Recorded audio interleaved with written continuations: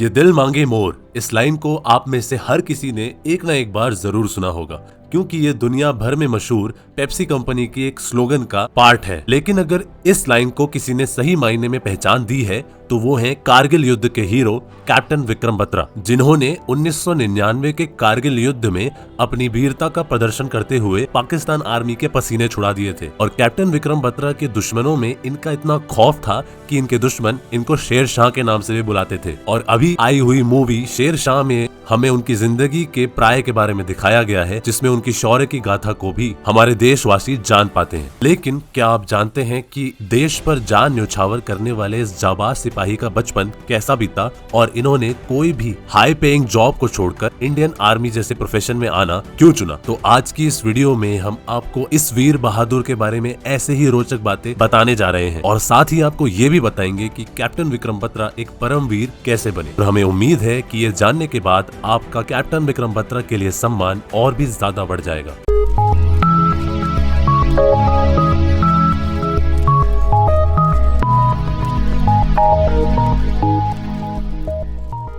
तो ये कहानी शुरू होती है 9 सितंबर 1974 को, जब पालमपुर हिमाचल में एक गुग्गर नाम के छोटे से टाउन में कैप्टन विक्रम बत्रा का जन्म होता है, जिनके पिता का नाम गिरधारी लाल बत्रा और माता का नाम कमल कांता बत्रा है। कैप्टन विक्रम बत्रा के एक जुड़वा भाई भी थे, जिसकी वजह से इनकी माता ने इन दोनों का नाम लव और कुश भी रखा था। लव यानी विक्रम और कुश यानी विशाल। लव यानी कि विक्रम अपने जुड़वा भाई विशाल से 14 मिनट पहले पैदा हुए थे। विक्रम बत्रा ने अपनी शुरुआती शिक्षा डीएवी स्कूल और उसके बाद पालमपुर के ही सेंट्रल स्कूल से पूरी करी और अपने स्कूल का कैंपस आर्मी कैंटोनमेंट के अंदर होने की वजह से और अपने पिता से बचपन से ही वीर बहादुर जवानों की कहानी सुनने के बाद ही विक्रम बत्रा के अंदर देश प्रेम का भाव जाग उठा। कैप्टन बत्रा हमेशा से ही एक्टिव रहते थे और उनकी हमेशा यही कोशिश रहती थी कि वह हमेशा हर चीज में आगे रहें, फिर चाहे वो बात पढ़ाई की हो या स्पोर्ट्स की। और इसी वजह से वो एक बेहतरीन ऑलराउंडर थे। और क्योंकि उनका स्कूल आर्मी कैंटोनमेंट के अंदर था, इसीलिए वो आर्मी के चलने वाली गतिविधियों को आते जाते हुए देख पाते थे और सेना के कदम ताल और ड्रिल को देखने के लिए वह अक्सर अंदर रुक जाया करते थे। अपनी स्कूली शिक्षा पूरी करने के बाद वह चंडीगढ़ के डीएवी कॉलेज से अपनी कॉलेज की पढ़ाई करते हैं, जहाँ पर उन्होंने अपनी ग्रेजुएशन बीएससी साइंस में पूरी करी और एनसीसी के सबसे बेहतरीन कैंडिडेट भी चुने गए और उन्हें गणतंत्र दिवस की परेड का हिस्सा भी बनाया गया। विक्रम बत्रा जब ग्रेजुएशन कर रहे थे तो इसी दौरान उनके द्वारा दी गई मर्चेंट नेवी के परीक्षा का परिणाम भी आया और इस एग्जाम को उन्होंने पास कर लिया था और कुछ ही दिनों में उनका नियुक्ति पत्र भी आने वाला था और वह पोलैंड जाने के लिए भी सारी तैयारियां कर चुके थे। लेकिन फिर अचानक उनके मन में पता नहीं क्या बात आई और वह एक दिन अपनी माँ की गोद पे सर रख के बोले कि माँ, मुझे मर्चेंट नेवी में नहीं जाना है, मैं इंडियन आर्मी ज्वाइन करना चाहता हूँ। और उनका ये फैसला वाकई में हैरान कर देने वाला था, क्योंकि उन्होंने कई लाख रुपयों की मर्चेंट नेवी की जॉब ठुकरा कर इंडियन आर्मी में जाने का फैसला किया था और वे अब पूरी तरीके से मन बना चुके थे कि वे इंडियन आर्मी के लिए अपने आप को पूरी तरीके से तैयार करेंगे और अपने आप को उसी तरफ झोंक देंगे। और इस फैसले के साथ ही उन्होंने पूरी जोर शोर से सीडीएस एग्जाम की तैयारी शुरू कर दी। और इसी बीच 1995 के आसपास जब विक्रम बत्रा पंजाब यूनिवर्सिटी अपनी उच्च शिक्षा के लिए गए, उनकी मुलाकात वहां डिम्पल से हुई, जो कि उनकी अंग्रेजी की सहपाठी भी थी। और धीरे धीरे इन दोनों की दोस्ती प्यार में बदल गई और बात शादी तक पहुंच गई। लेकिन फिर इनकी जिंदगी में एक ऐसा मोड़ आया जिसके बारे में दोनों ने कभी नहीं सोचा था, क्योंकि असल में अपने रिश्ते के 1 साल बाद ही यानी 1996 में विक्रम बत्रा को आईएमए में इंडियन आर्मी की ट्रेनिंग के लिए बुलाया गया और उसके बाद वो ट्रेनिंग के लिए आईएमए देहरादून चले गए। और फिर 6 दिसंबर 1997 को ट्रेनिंग पूरी होने के बाद उनको जम्मू के सोपोर नामक स्थान पर लेफ्टिनेंट के तौर पर नियुक्त किया गया। उनको आर्मी की 13वीं जम्मू कश्मीर राइफल्स में नियुक्त किया गया और यहीं से शुरुआत हुई थी इस वीर बहादुर की वीरता और निर्भीकता की कहानी, जहां से इन्होंने अपना मिलिट्री करियर शुरू किया और अपने देश को सर्व करने लगे। कैप्टन बत्रा को महज 18 महीने के ज्वाइनिंग के बाद ही 1999 की कारगिल युद्ध में जाना पड़ा था और इस दौरान वे बड़ी ही वीरता से लड़े और एक के बाद एक सफलता प्राप्त करने के बाद उनको कैप्टन की रैंक पर प्रमोट भी कर दिया गया। और इसी के बाद आगे बढ़ते हुए उन्हें श्रीनगर लेह मार्ग के ठीक ऊपर .5140 को पाक सेना से मुक्त कराने की जिम्मेदारी सौंपी गई। हालांकि ये चैलेंज बिल्कुल भी आसान नहीं था, लेकिन कैप्टन विक्रम बत्रा उन चुनिंदा इंसानों में से थे जो मुश्किल से मुश्किल चैलेंज को भी एक्सेप्ट करने में बिल्कुल भी नहीं घबराते थे। इसी हिम्मत के कारण कैप्टन विक्रम बत्रा अपने साथियों के साथ इस चोटी पर कब्जा करने में कामयाब भी रहे और जब .5140 पे सफलता पाने के बाद कैप्टन विक्रम बत्रा से उनकी प्रतिक्रिया ली गई तो उनका यही कहना था कि ये दिल मांगे मोर, और बस यहीं से इन लाइनों को एक अलग पहचान मिल गई और देखते ही देखते ये दिल मांगे मोर का नारा दुश्मनों के लिए आफत बन गया। और क्योंकि पाकिस्तानी आर्मी के लिए कैप्टन विक्रम बत्रा एक बड़ी चुनौती बन चुके थे तो उन्होंने उन्हें एक कोड नेम दिया था जो था Sher Shah. We had already decided our success signal before advancing for the attack, and it was like Bravo Company's success signal "Woy Aaya," which was passed to our CEO Colonel Joshi on the radio set. And after the another bunker was captured, my company's success signal was "Ye Dil Mange More." The guys were so highly charged up that they're wanting that some more bunkers should have been there, and we would have got the more chaps. They were on the same frequency which were we on our radio sets, and one of the Pakistani soldiers or officer, whosoever it was, he said me my code name was Sher Shah. Oh Sher Shah, you have come. Don't try to come up, otherwise you'll have a tough time. And that was the time they gave us a challenge, and my guys, they went wild. Okay, how dare a Pakistani troop can challenge us?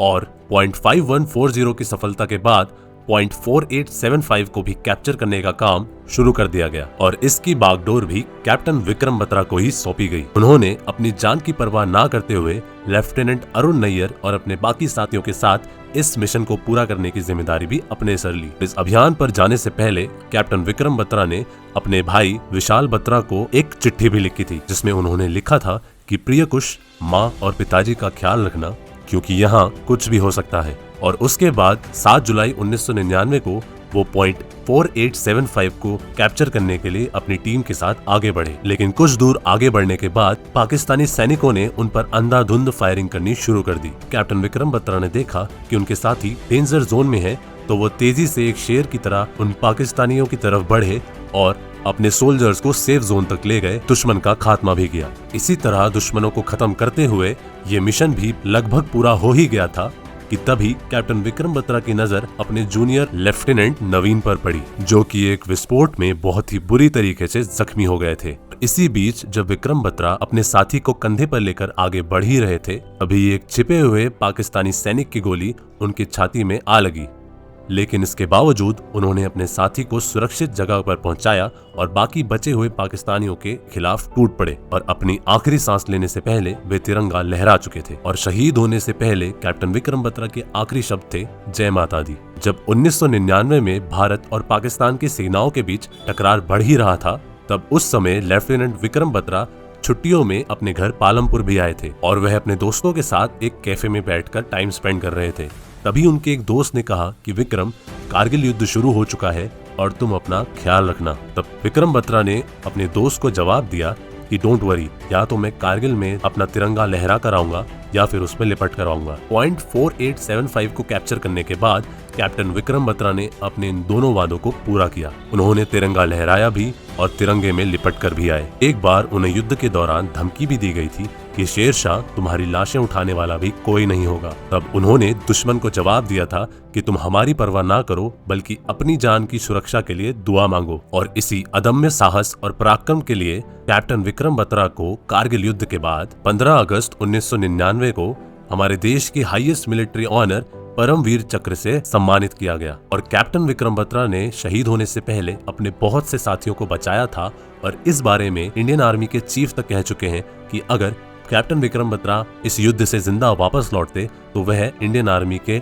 Chief बन चुके होते। इससे हमें पता लगता है कि किसी भी सैनिक का बलिदान छोटा या बड़ा नहीं होता, लेकिन कभी कभी ऐसे निर्भीक और बहादुर सैनिक हमारे सामने कुछ ऐसा कर जाते हैं जिनको सुनने मात्र से ही हमारे रोंगटे खड़े हो जाते हैं। और कैप्टन विक्रम बत्रा भी उन्हीं वीर बहादुर सैनिकों में से एक हैं। ऐसे ही वीर बहादुर सिपाहियों की वजह से सर्वोच्च बलिदान के लिए हम हमेशा इनके ऋणी रहेंगे। आज की ये वीडियो आपको कैसी लगी कमेंट सेक्शन में जरूर बताएं। वीडियो को लाइक करना ना भूलें और चैनल को सब्सक्राइब करके ही जाएं ताकि ऐसे ही वीरों की कहानियां हम आपके लिए आगे लाते रहें।